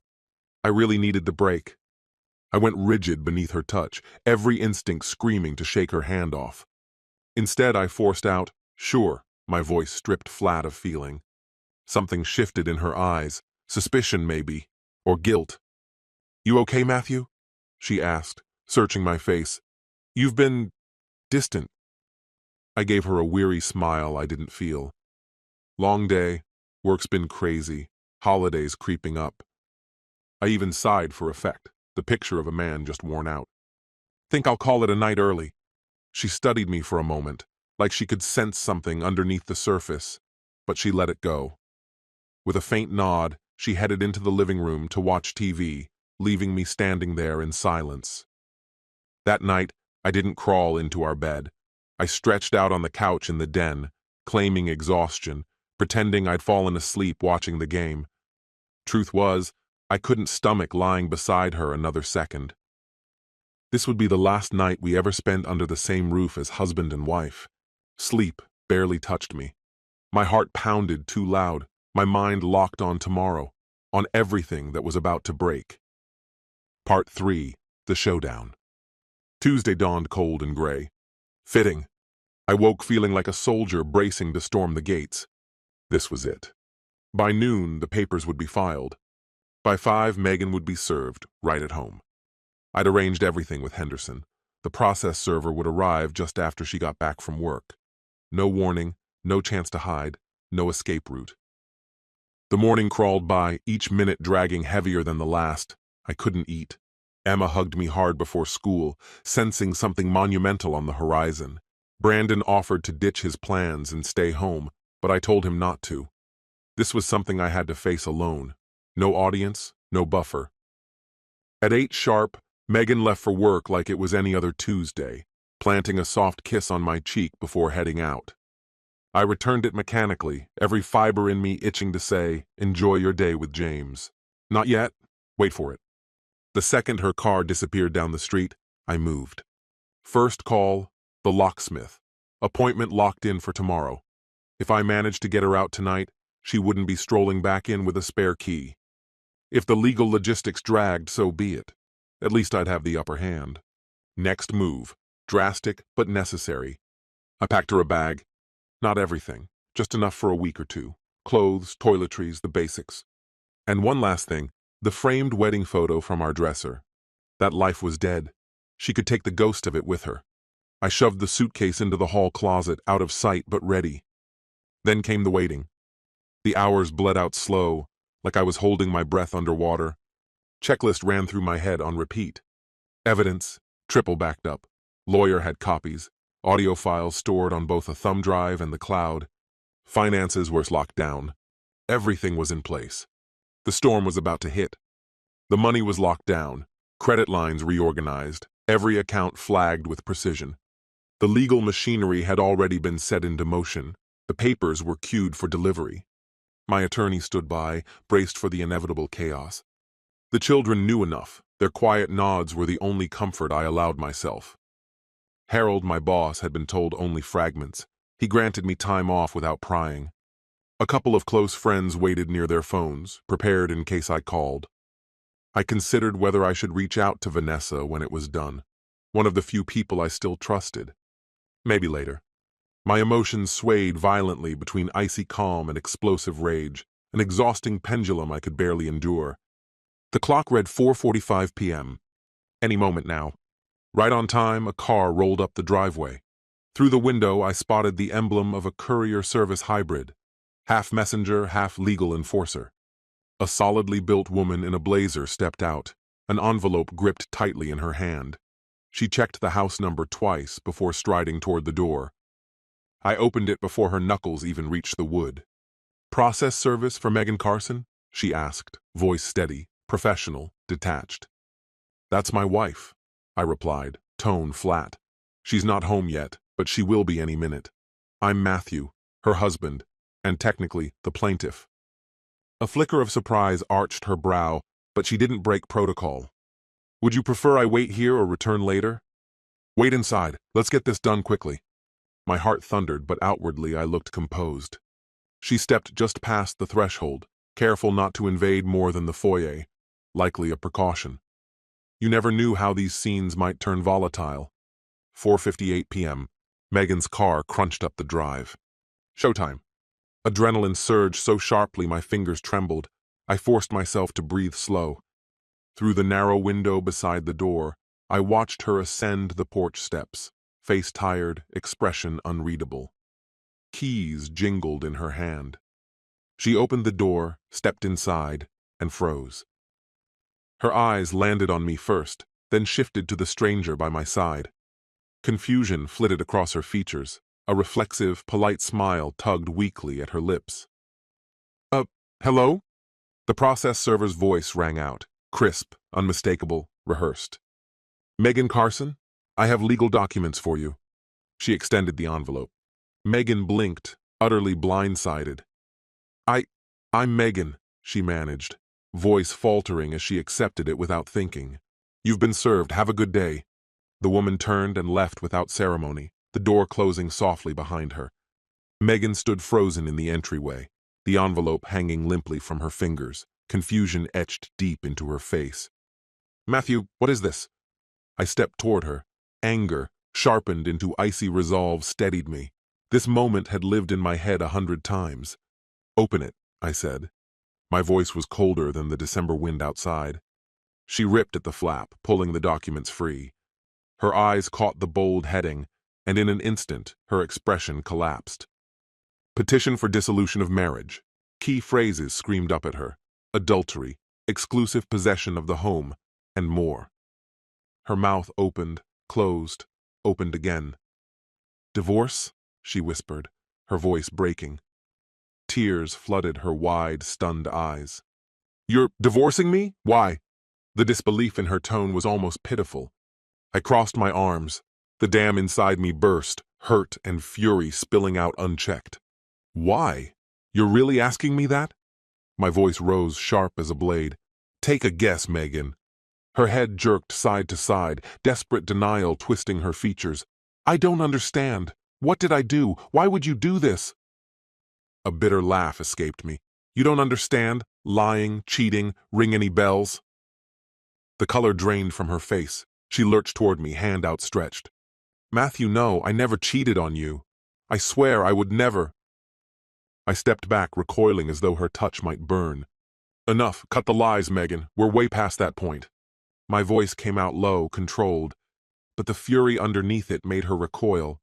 I locked my gaze on hers, letting her see every ounce of the betrayal I'd been carrying. "I know everything. James, the hidden meetups, the hushed phone calls you thought I didn't hear." The moment his name left my lips, color drained from her face. Her mouth opened slightly, stunned, pale, exposed. Her voice trembled when she finally spoke. "It's not what you're thinking."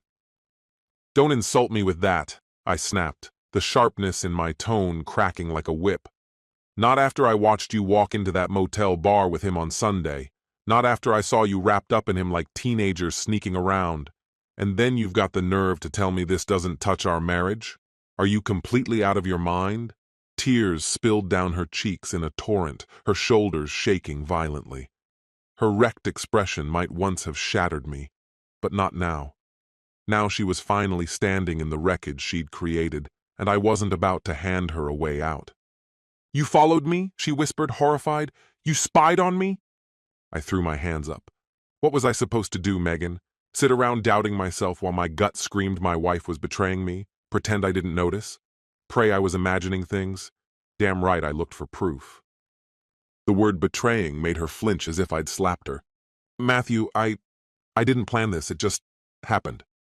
Don't you dare feed me that excuse." My voice boomed, echoing through the room before I forced it down into a rough whisper, sharp as broken glass. It didn't just happen. You chose it. Every single time. You met him. You lied to me. You hid it from our kids. You used our money for your secret rooms. Again and again. Choices. Her sobs became jagged, raw. Yes, okay, I did it. I cheated. But it wasn't because I stopped loving you. It wasn't to hurt you or the kids. I was lonely, Matthew. I felt invisible. And James, he was there. He listened. And it got out of control. I laughed, bitter and hollow. Out of control? That's what you call months of lying and sneaking around? Out of control? My fists tightened at my sides. No. Let's call it what it is. You betrayed me. You betrayed this family. "I'm sorry," she choked, tears streaming freely. "I was stupid, selfish. I don't even know what I was thinking. I was miserable, and I didn't know how to tell you. James listened and it went too far." Stop. The word was cold, final. Don't stand there and make yourself the victim. If you were miserable, there were 100 different ways to deal with that. You could have talked to me. We could have tried counseling. You could have even walked out if it was that bad. But you chose cheating. That was your answer. My hands shook as I tried to steady my breathing. I stepped back from her, raising my palm between us like a wall. Once, her tears would have gutted me. Now, all I heard were empty promises. All I saw were hollow words. And in my head, I pictured Emma's devastation, Brandon's fury. That hardened me further. "You already destroyed this family," I said, my voice flat and lifeless. "There's no fixing this. No amount of counseling erases the fact that you slept with him. Nothing wipes away that you planned to keep both of us until it was convenient to decide." Her head snapped up in shock. "You think I don't know?" My voice cut like ice. "I heard every word. You told him you wouldn't leave me right away, that it would be easier to wait. And he agreed, talking about divorcing his wife someday. The two of you, perfect match. Cowards, liars, cheats." Her face twisted in horror. "You recorded us?" I crossed my arms, unmoving. "Yeah, I've got everything from that cozy little chat at Clayton's. I know about his wife, his prenup. I know you thought you could sneak around forever, that I wouldn't notice the changes in you. Jesus, Megan, how little did you think of me? Did you honestly believe I'd never see it?" She had no answer, only more sobs, collapsing into herself beneath the crushing weight of what she'd done. I was wrong. Utterly, devastatingly wrong. I see it now. How selfish I've been. How I wanted it all for myself. I know how it sounds, how I must sound to you. But Matthew, please, the kids. Think about Emma. Think about Brandon. A divorce would wreck them.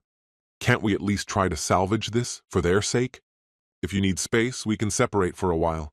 But not divorce. Not that. Please, not that.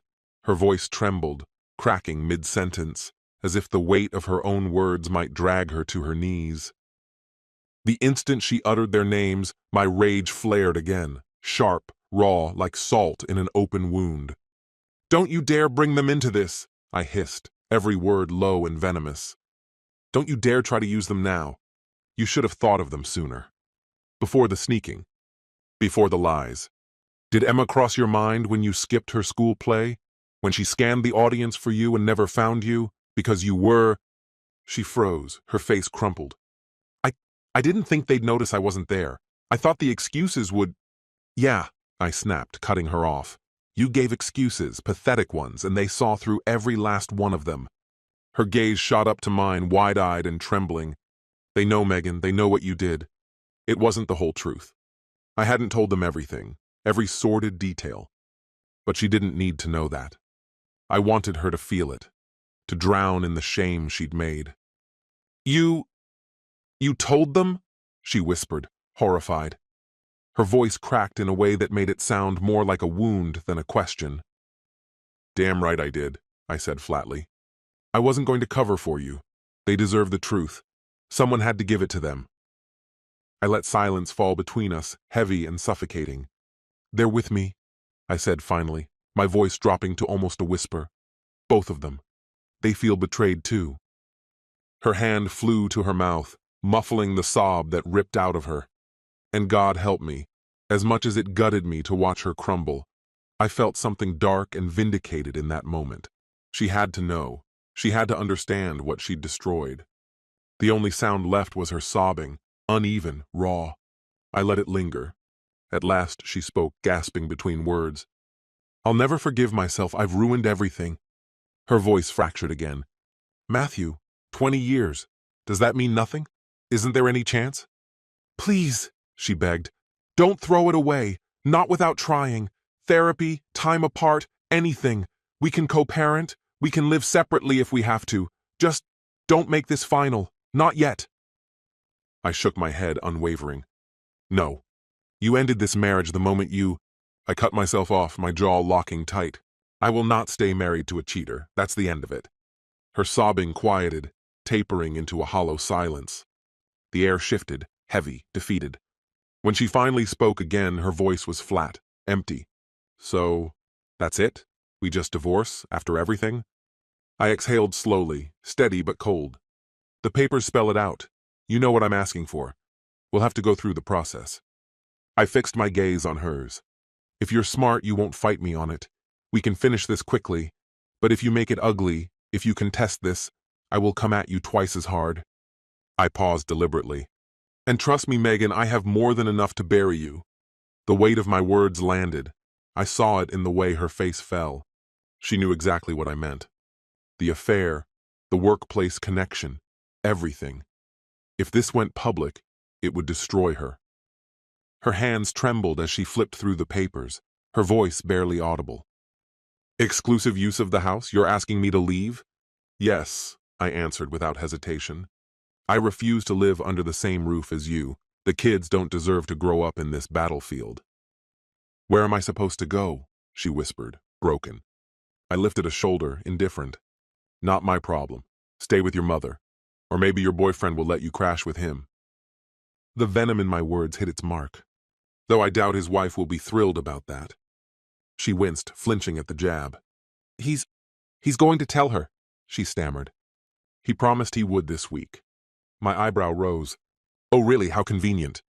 I leaned forward, my tone cutting like glass. Maybe give him a heads up. She might find out sooner than he thinks. Her eyes narrowed, suspicion flickering there, sharp and sudden. I gave her no answer, neither confirmation nor denial. Instead, I kept my voice steady and continued speaking. Regardless, you need to gather your things and go tonight. Tonight? The shock in her voice was unmistakable, her eyes wide and glistening. But where am I even supposed to go? It's almost dinner. I motioned toward the closet in the hallway. There's a suitcase in there, already packed. Enough for a week, maybe 2. Take it and leave. Find a hotel, or stay with your mother. Her mom lived just a couple hours away, right across the state line. Maybe she'd head there. Megan's hand trembled as she pressed it to her forehead. I can't believe this is happening. A wave of anger flared inside me, sharp and unforgiving. Really? After everything you've done, this surprises you? Choices have consequences, Megan. This is one of them. Did you think I'd yell for a bit and then sweep it under the rug, pretend nothing happened, let you two carry on as though nothing was wrong? No, absolutely not. I respect myself too much for that, even if you never respected me. Her shoulders slumped, the fight draining from her face. In a voice barely above a whisper, she asked, "Can I at least stay until Emma gets home? Just to apologize? She'll be here soon." My jaw tightened. "No. You should leave now. She doesn't want to see you. Trust me. Today is not the day. Give her space. She and Brandon will stay here with me. In a day or two, I'll ask if they want to speak to you. If they do, you'll hear from them. I won't force it." That shattered her. She began to sob quietly, shoulders shaking as she whispered, "My babies. Oh God, what have I done to my babies?" For a heartbeat, pity flickered in me, remembering the woman I once admired reduced to this broken shell. But I forced myself to remember. She had brought this on herself. She wiped at her tears and straightened slightly, trying to reclaim some composure. "I'll go," she murmured. "If that's what you need. I'll find a motel. Maybe stay with a friend for a while." She sniffled. "But I want to see the kids soon. Please." I raised a hand, cutting off her plea. "I'll let them decide. I won't stop them from seeing you, but I won't push them into anything they're not ready for. They already know enough." Her eyes brimmed with fresh tears, but she nodded faintly. Okay, I'll wait." The silence that followed was heavy, almost suffocating. Nothing more needed to be said. She glanced around the house slowly, like she was committing every detail to memory. The photos on the walls, the vacations, birthdays, graduations, our wedding day. Her breath hitched as she tried to steady herself. Quietly, she walked to the closet and retrieved the suitcase I had packed for her. Standing there with it, she hesitated, glancing toward the bedrooms upstairs, perhaps debating whether to grab more, perhaps longing for one last look, but I think she knew what I wanted, for her to simply leave. "Matthew," she said softly as she reached the door, suitcase handle in her hand. I met her gaze, my expression unyielding. "I'm sorry," she whispered. "For all of it. I know it doesn't fix anything, but I hate myself for what I did to you, to them. I'll regret it for the rest of my life." A flicker of sorrow stirred in me, but I buried it deep. "I hope you do, and I hope whatever you threw it all away for was worth it. Because this," I gestured around us, "this was our family, and you traded it." A strangled sob escaped her. "It wasn't worth it. It was the worst mistake I've ever made. If I could take it back—" "But you can't," I cut in sharply. "What's done is done. Now you live with it." She searched my face for any sign of forgiveness. I gave her nothing. At last she whispered, "Goodbye, Matthew." I stepped aside and opened the door. "Goodbye, Megan." Without another word, she stepped into the cold evening. I watched her wheel the suitcase down the walkway toward her car. She lifted it into the trunk, then paused by the driver's side, head bowed, shoulders trembling with quiet sobs. She must have sensed me watching because she turned back, meeting my eyes across the distance. I didn't wave, didn't move. I simply stood there. Finally, she climbed into the car and drove off. I watched the red glow of her taillights disappear around the corner. When I closed the door, the silence of the house felt oppressive. Hollow, stripped not just of her presence, but of 2 decades of shared history. I should have felt victorious, relieved even. And in some grim way I did. Satisfaction that she left without a scene, that I said everything I needed to say. But beneath that, deeper and heavier, was only sorrow. 20 years gone, erased in half an hour of anger and tears. I leaned my back against the door, my chest tight as the reality of it all slammed into me. It was over. The marriage, our life, our vows, truly done. But the fallout, that was only getting started. This wasn't just about kicking her out. Both of them needed to feel it, Megan and her beloved James. There were steps ahead, loose ends to close, and the first name I had to deal with was Sharon. I pulled the cheap burner phone from my pocket. The text was already composed. I'd been waiting for this exact moment. Drawing in a slow breath, I hit send, straight to James's wife. Delivered. A second message followed. "I can send you pictures and an audio clip if you want them. Just say the word. Send. Done." The clock glowed a little past 6. I didn't expect an answer immediately. News like this was a live grenade, and most people needed time before daring to pick it up. But less than a minute later, the phone buzzed. Unknown caller. Had to be Sharon. I answered while walking into the stripped-down living room, quiet now, like the calm after a hurricane. "Hello?" I said. A shaky voice trembled through the speaker. "Are you the one who texted me?" "Yes," I answered, keeping my tone even. "This is Sharon?" "Yes," she whispered, her words fraying around tears. "Please, who are you? You said your wife's with my husband. I need to know everything." Her desperation was all too familiar, my own reflection from just days ago, before the truth had gutted me. And as furious as I was with James, something in me twisted for her. She hadn't asked for any of this either. "I'm sorry you're finding out this way," I said softly. "My name's Matthew Carson. Up until today, I was married to Megan. She's a nursing supervisor at St. Matthew's. She's been involved with your husband for a while now. I have proof." A sound broke through, half sob, half choked gasp. I suspected," she admitted. "But every time I asked, he swore it wasn't true. Oh God." She was unraveling fast. I pressed forward carefully. "I confronted her today. Threw her out. I'm filing for divorce. I thought you deserved to know, because from what I've seen, James wasn't planning on telling you. They wanted to wait for the right time." The bitterness leaked through my voice before I could stop it. Sharon let out a humorless, wet laugh. "Right time? Unreal. Do you know how long it's been going on?" she asked suddenly, anger edging her tone like glass. "Not exactly," I admitted. "I started seeing signs a few months back. My guess? 6 months minimum. Maybe longer if it started as emotional before it turned physical." She swore under her breath. "That bastard, I'm such an idiot. He's been distant for months, blaming work stress. And I even met your wife once at some hospital fundraiser. She seemed so normal." Her voice cracked on the last word. "I've got recordings," I said quietly. "Them talking about it. Photos, too. It's ugly, but it's proof, if you want it." "Yes," she breathed out. "Please send them. I believe you, but I need to hear it myself. And I'm divorcing him. No hesitation." There was iron in her voice now. Good. I forwarded the audio, James confessing he didn't love her, Megan mocking how blind I'd been, and the clearest photos I had of them in that bar booth. Silence followed, then muffled sobbing, and finally the jagged sound of someone pulling themselves together. When Sharon spoke again, her voice was raw but steady. "Thank you," she said. "I'm confronting him tonight. He'll be home any minute. God, I want to tear him apart." I wouldn't have blamed her if she did. Still, I cautioned her. "Be careful. If he tries to flip it on you or gets aggressive, walk away. Don't give him the chance." A bitter laugh slipped through. "James? He's a coward. I doubt he'll even raise his voice. But he won't stop scrambling to dodge responsibility, not until I shove irrefutable evidence in his face. I'm calling my father. He's going to lose it when he hears about this.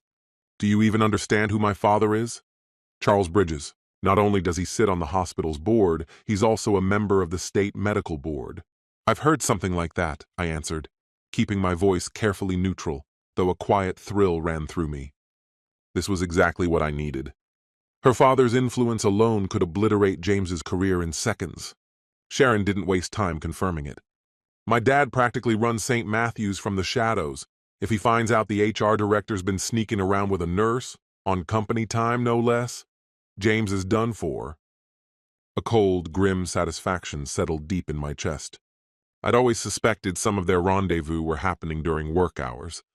Megan would face consequences too, not to destroy her, but to make sure her actions were documented. James, though, his position made this far more explosive. "He's finished," Sharon spat, her voice cutting like a blade. Then, unexpectedly, her tone softened. "I'm so sorry you're dealing with this too. Thank you for telling me. I hate that we both had to find out this way, but at least we finally know the truth." "Same here, Sharon," I said quietly. "If you need anything, or if we want to coordinate, we have each other's numbers now." Oddly enough, it was comforting to know I wasn't alone in this. "Yeah, it is comforting," she said, voice trembling. I need to prepare for my side of the fight. I'll be in touch. And Matthew, good luck. You deserve so much better. You too, Sharon. Neither of us deserved this. The call ended. I slumped back onto the couch, letting out a breath I hadn't realized I'd been holding. That was it, the final critical step, the exposure. James's carefully built life was about to implode, and likely in a way far worse than Megan's. Sharon's father would make sure of that. Part of me almost wished I could watch it unfold. Sharon confronting James, recordings playing, her father's outrage roaring over speakerphone. I glanced at the clock, 6:30 p.m. In the last 90 minutes, my wife had been served with divorce papers and kicked out of the house, while her lover's wife now held undeniable proof of the affair. If I'd had any lingering doubts, they were gone. I'd crossed the Rubicon. There was no turning back now. I rose and wandered through the house, a strange calm washing over me. Moving from room to room, I straightened a crooked picture frame, picked up one of Brandon's socks from the floor, small gestures of reclaiming the space. The house already felt different. Her presence was gone. So was the heavy weight I hadn't realized I'd been carrying. I stepped into what used to be our bedroom. The bed was still rumpled from the night before, her pillow indented with the faint shape of her head. The sight sparked fresh anger in me. I walked into the closet and stared at her neatly hung clothes. I couldn't bear to look at them any longer. One by one, I pulled each garment from its hanger, dresses, blouses, everything, and shoved them into thick black garbage bags. Not to throw away, not yet, just to get them out of sight. When I finished, 4 stuffed bags sat at my feet. I dragged them to the garage. If she wanted them later, fine. But I refused to let them taint my space in the meantime. Her vanity remained untouched, the jewelry, the keepsakes. Those would stay put until we formally divided property. I wasn't about to let myself sink into pure vindictiveness, tempting as it was. Just as I finished, the front door opened. "Dad, I'm home," Emma called. I hurried to the entryway. She looked tense, already aware that tonight had been the breaking point. "Where's Mom?" she asked, glancing around. "She's gone," I said softly. "I told her to leave." Emma exhaled, a mixture of relief and sorrow in her face. "How did it go?" I gave her a tired, wry smile. "About how you'd expect." There were tears, apologies, and plenty of anger from me. "She's devastated. But it's over. I don't think she's going to fight it." Emma set down her bag, her voice quiet. "I'm sorry, Dad. That must have been really hard." I pulled her close, letting my eyes fall shut for a heartbeat. "It's okay, sweetheart. Feels strange. But it's okay." Inside, emotions collided, grief mingling with a quiet relief. Almost like I'd been suffocating for months and finally remembered how to breathe. She nodded against my shoulder. "Yeah, I get that." When I saw her car gone from the driveway, that's when it finally clicked. "This is real." "Maybe that's a good thing," she murmured. "I don't feel like I'm bracing for some big blow anymore. It already hit." Her bluntness startled a laugh out of me. "Yeah," I agreed. Boom. We stepped back from each other. She wiped the dampness from her cheeks. "No more sobs now, just the weight of it settling in." "Where do you think she went?" she asked. "I don't know," I admitted. "Could be a hotel, maybe a friend's house or her mom's." "She wanted to say she was sorry," I added, "but I told her you needed some space." "Good," Emma said sharply. Then in a softer tone, "I'm not ready to talk to her. I'd probably just scream." "That's okay," I said gently. "You're allowed to feel exactly how you feel. Take the time you need. No hurry. If you want to handle her through lawyers or email, we can. You don't have to face her until you're ready." That earned the faintest smile. "Dad, you look wrecked. Want me to order something? Pizza?" "Pizza?" My stomach answered before I did, growling despite the knot still twisting inside me. "Brandon's coming back later," she added. "He's with Nick right now." "Pizza sounds perfect, honey, thanks." While she placed the order, I sank into a chair at the kitchen table. The adrenaline that had been carrying me through the chaos was finally ebbing. Exhaustion crept in, hunger too, uneven, unsettled. A couple of slices might ground me before I crashed completely. When the food arrived, we kept the conversation light. Jokes about silly TV shows, harmless gossip about her friends, anything but the weight of what had just unraveled. We both needed that reprieve. Brandon walked in around 9 to find us watching some ridiculous baking competition on the couch. He scanned the room like he expected tension hanging in the air. Finding none, he flopped down beside me with a sigh. "So, she's gone?" "Yep," I said, nodding. He shook his head slowly, unreadable. "Wild. Feels different already. Quieter." "Yeah," I said. "Takes a bit to get used to." He studied me for a moment. "You okay?" The question caught me in a good way. "I'll manage. Feels better now that it's out in the open." "What about you?" He shrugged. "I'm all right. Still mad at her, but kinda worried too." "Worried?" I frowned. "About what?" He hesitated. "I don't know. That she might do something dumb." I hadn't let myself think of that. Would she actually hurt herself? Probably not. She had her new guy, and maybe her mom too. But then again, who could ever be sure?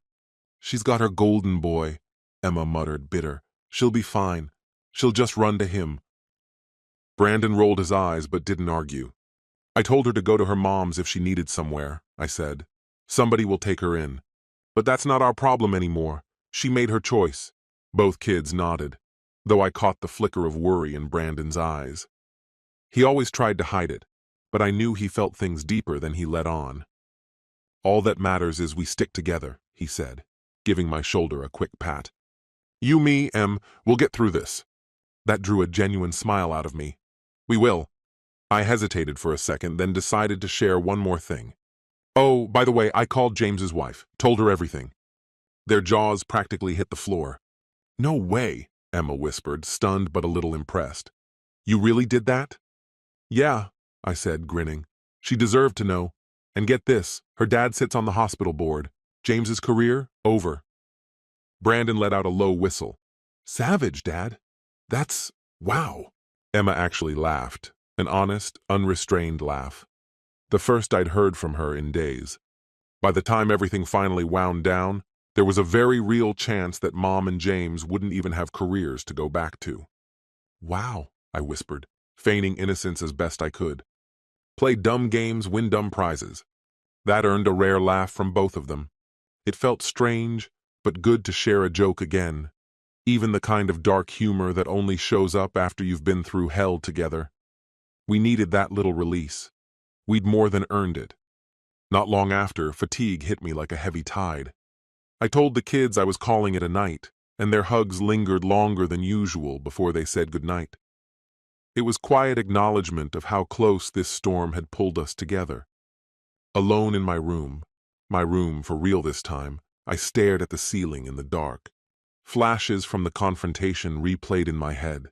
The good, the bad, the collapse of an entire marriage condensed into jagged memories. The silence was deafening, but eventually sleep crept in, and I didn't fight it. For the first time in months, I slept hard and dreamless. Part 4, Fallout. The weeks that followed blurred into a whirlwind of paperwork, court filings, emotional swings, and practical rearrangements of daily life. Through it all, one thing never wavered. I didn't regret my decision, not once. Megan didn't challenge the divorce. Whether it was fear, shame, or just sheer exhaustion, she kept her promise to stay out of the way and didn't contest a single detail. Aside from the lawyers handling the logistics, she barely spoke to me after that night. Maybe she knew she had no defense left and didn't want to face more humiliation. Maybe it just broke her. Either way, everything moved fast. By early spring, we already had a court date set to finalize everything. Megan left town to stay with her mom, which made the transition smoother. The only time she came back was one weekend when I'd purposely taken the kids away, so she could collect the last of her things. When we got home, her keys and garage remote were neatly left on the kitchen counter. That quiet gesture carried weight. This house was ours now, not hers. As I had expected, Megan's career took a nosedive. She either quit or was forced out of the hospital after rumors spread. Sharon's father, with his pull, had made a few well-placed calls. Even though Megan technically didn't work under James's supervision, their affair, especially with the fallout from neglected ER duties, counted as professional misconduct. Her nursing license survived review because no patients were harmed, but her name in the local medical circle was wrecked. She started quietly looking for work out of state soon after. James's downfall was even uglier. Sharon kept me loosely updated over text. She filed for divorce immediately, and her dad's legal team tore James apart in court. The prenup and undeniable proof of adultery left him with nothing. He lost his home, his job, and whatever professional credibility he had left. The hospital fired him outright for ethics violations. Word spread fast enough that no other facility would touch him. The best he could hope for was some low-level HR position at a nowhere clinic. Then came the final blow. The state medical board, chaired by Bridges of all people, opened an investigation into James's certification. Multiple nurses came forward with harassment complaints, emboldened by his public disgrace. Turns out Megan wasn't the only target of his inappropriate behavior, just the longest-running one. That revelation reignited my anger. She hadn't just cheated. She'd been involved with a predator. But at least in the end, justice found him too. Word eventually reached me that James fled the state. Mid-40s, broke, humiliated, and starting from scratch. Couldn't have happened to a more deserving guy. As for Megan and James's so-called grand romance, it imploded almost immediately under the weight of reality. 2 marriages destroyed, both careers in ruins. They tried dating openly for a few months, but stress, guilt, and the bitter realization of what they'd lost poisoned whatever fantasy they thought they had. By summer it was over. James left town. Megan stayed behind, alone. Every piece of the life she had clung to was gone. In some ways it was tragic. They burned everything down for each other and ended up with nothing, not even each other. But pity? No. They lit that fire themselves. Meanwhile, I focused on rebuilding. In the early days, my priority was the kids. We started weekly family therapy, actually my daughter's suggestion, to work through the betrayal and upheaval together. It helped, but honestly, we were already closer than ever. Conversations flowed more openly than they ever had. If there was one silver lining, it was this. The 3 of us had become a stronger unit than before. For me personally, the gym became my therapy, and leaning on friends when I needed it. Harold and Vanessa at work were lifesavers. They covered my shifts on court days and made sure I got out of the house, inviting me to dinners when I was drowning in solitude. And once people learned why the marriage had ended, the support was overwhelming. No one rallies behind cheaters. Instead, what I kept hearing was, "Good for you, you stood your ground." I never allowed my identity to hinge entirely on it, yet on my darkest days, it was reassuring to know there were a few people who truly understood me. By the time the divorce papers were signed and everything became official, I had already grown accustomed to solitude and the steady rhythm of living on my own. For the first time in years, I felt physically better. Initially, the weight I shed came from raw stress, but over time I maintained it with discipline, clean meals, and consistent exercise. Smiles began coming more naturally too. It was as if the thick haze of mistrust and half-truths had finally lifted, allowing me to inhale fully again. The final court hearing felt strangely anticlimactic. Megan and I barely met each other's eyes as the judge recited the settlement terms. She received a fair, reasonable share of the assets, nothing excessive, nothing cruel. I retained the house and primary custody of Emma until her 18th birthday, which was only a few months away by that point. There was no alimony involved, she hadn't been working, and the infidelity clause canceled any expectation of it. I decided not to pursue anything further. When the judge asked us to confirm the agreement, we each murmured, "Yes, Your Honor," at the proper moments. As we exited the courtroom, she glanced at me, a fleeting look, as if she wanted to speak. I kept walking. Whatever words remained between us had lost all meaning. After that day, our communication dwindled to almost nothing. Occasionally, we traded brief transactional emails, tax forms, necessary logistics, nothing personal. Coordinating visits between Emma and her mother required patience. Emma had been deeply scarred by everything, and nearly a year passed before she agreed to see Megan face to face. When that meeting finally happened, it wasn't about forgiveness. It was about closure. Emma needed to voice the hurt she had been carrying, and Megan needed to hear it. Brandon handled things differently. He remained polite but distant, Once, in a quiet moment, he told me, "I love Mom because she's Mom, but I don't really like her anymore." That single sentence summed it up perfectly. During all of this, dating never even crossed my mind. The thought of entering another relationship felt impossibly distant. Survival was all I could manage in the chaos. But as the months passed and the storm clouds cleared, I looked around one day and realized something unexpected. I was free. And maybe, carefully, cautiously, ready to open myself to the possibility of love again. Vanessa caught me off guard. Yes, that Vanessa, my coworker, my boss's daughter. She had always been someone I trusted, someone I confided in. She'd ended her engagement the previous year, and suddenly we were both unattached. We began sharing lunches, late work nights, and occasionally a drink after hours. Vanessa had this sharp wit, an unshakable kindness, and a gift for making me laugh even when I was determined to stay brooding. Looking back, I think there had always been sparks, faint ones I hadn't allowed myself to see while married. Now, though, everything felt different. It wasn't a reckless rebound or whirlwind romance. It was gradual, a friendship slowly blossoming into something steady and warm. Nearly a year after my divorce, I finally asked her out, to a concert, a real date. She laughed at how formal I sounded, but said yes without hesitation. Later, she admitted she'd been waiting for me to take that step for months. From that moment, things unfolded naturally. Harold, my boss, her father, was skeptical at first. I'm sure it felt strange watching his friend begin a relationship with his daughter. But when he saw how genuinely happy we made each other, he came around. "Treat her right or I'll demote you," he joked one afternoon.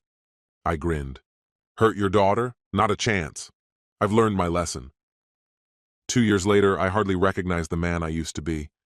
What started as a quest for justice, maybe even revenge, evolved into rebuilding a life worth living. Megan eventually moved to another state and took a job at a small clinic. She remains single, as far as I know, and continues making slow attempts to repair her bond with the kids. I tell them to forgive, not for her sake, but for their own peace. Whether they'll ever fully reconcile isn't mine to decide. It's their path to walk. And James? He's irrelevant now. Little more than a cautionary tale I mention when mentoring younger coworkers. Don't be a James, I'll say. You'll lose everything that matters. As for me, I found what I was searching for: justice, closure, and freedom from the people who poisoned my life. Unexpectedly, I also found someone who loves me, scars, flaws, and all. I'll never forget one evening on the back porch.